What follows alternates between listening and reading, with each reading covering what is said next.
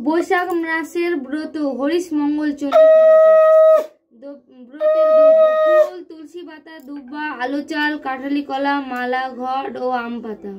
ব্রতের সময় বা কাল বৈশাখ মাসের প্রতি মঙ্গলবারে এই ব্রত করতে হয়। সধবা বিধবা দুই শ্রেণীর মেয়েরা এই ব্রত করতে পারে।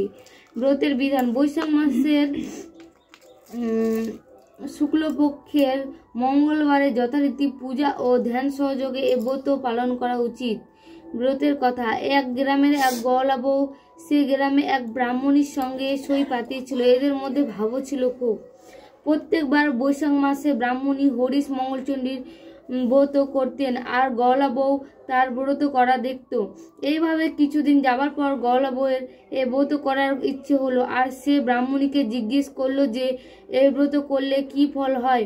ব্রাহ্মণী তার কথা শুনে বলল, এ ব্রত করলে জীবনে কারো চোখের জল পড়ে না, উল্টে তার সারা জীবন কেটে যায় আনন্দে। গওয়ালা বউয়ের আর আনন্দ ধরে না। সে ধরে বসলো ব্রাহ্মণীকে আর বলল যে সেও এ ব্রত করতে চায়।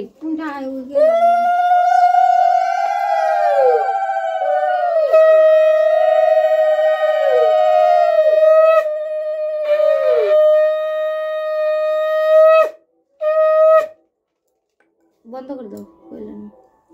কোনটা বন্ধ করবো? ওখানে চাপো।